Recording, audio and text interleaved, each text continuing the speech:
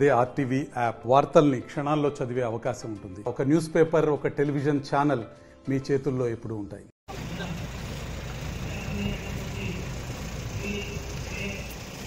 Baby చూడమ్మా అన్న back back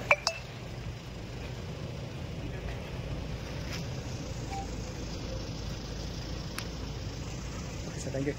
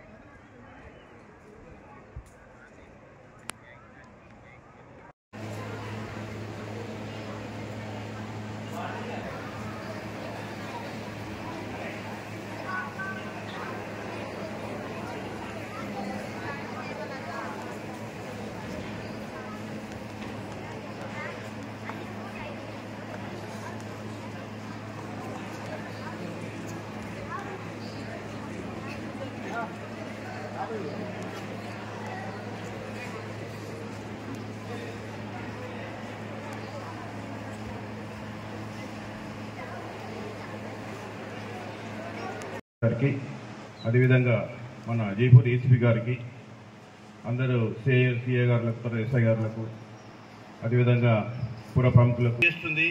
ఈ డ్రగ్స్ అనేవి చాలా జీవితాలను నాశనం చేస్తున్నాయి. ఎందుకంటే ఈ డ్రగ్స్ మొదటి నుంచే పిల్లలకు డ్రగ్స్ యొక్క పర్యవసానం, పిల్లలు కానీ పెద్దలు కానీ గుడికలతో స్టార్ట్ అయ్యి మెల్లమెల్లగా మద్యపానం and print and electronic media ప్రతినిధులకు స్వాగతం పలుకుతూ ఈ కార్యక్రమానికి ఎందుకు చెప్పాల్సి వస్తుందంటే, ముఖ్యంగా మన మంచిర్యాల జిల్లాలో పర్టికులర్లీ కోటపల్లి, నీల్వాయి, చెన్నూరు ఈ ప్రాంతాలలో డ్రగ్స్ అంటే గంజాయి అనేది ఒక మొక్క. ఆ మొక్కను ఎక్కువ తాగి జీవితాలు నాశనం చేసుకున్న వాళ్ళు ఉన్నారు. ఈ మధ్య కాలంలో మేము సర్వే చేస్తే దాదాపు జిల్లాలో 300 నుంచి 400 వరకు ఇంకా పెరుగుతున్నది. స్టార్టింగ్లో మేము సర్వే చేస్తే ఒక 300 మంది పేర్లు వచ్చినాయి. సింపుల్గా విలేజ్లో పోయి ఎవరెవరు గంజాయి తీసుకుంటున్నారు అని అంటే అందులో కొంతమంది స్టూడెంట్స్ ఉన్నారనే సమాచారం ఉంది. మీరు స్కూల్ ఇంటికి నచ్చే ప్లేస్ గుడి దగ్గర ఈ చదువు బంద్ చేసి ఆటో డ్రైవర్లు గాను లేకపోతే పనులు చేస్తూ దానికి అలవాటు నాన్న దగ్గరికి పోతుంటారు. 9th, 10th, 8th క్లాస్ పిల్లలు వాళ్ళు సిగరెట్ తాగబట్టు అయితే అట్లా 8th క్లాస్ 10th క్లాస్ పిల్లలు కూడా కౌన్సిలింగ్ చేయడం అయితే దాని దూరంగా ఉండాలి. దూరంగా ఉన్న పిల్లలు కానీ మీకెందుకు ఇలాంటి మార్గాలకు డ్రగ్స్ లాంటివి రేపు 10th అయిపోయింది బాసరాలకు ఇక్కడ వాళ్ళకి వస్తే నెక్స్ట్ 10 మంది ఇక్కడి నుంచి వెళ్తారు. ఢిల్లీ యూనివర్సిటీ లాంటి కాలేజ్ లాంటివి కూడా మీరు తెలుసుకొని ఉన్నారు కదా. ఇంటికి ఎక్కడ మీ అన్న కావచ్చు సీక్రెట్లు ఉంటారు. పంపించి వాళ్ళకి ఆహారం నుంచి దూరం మత్తు సరఫరా చేసుకుపోతున్నాడు.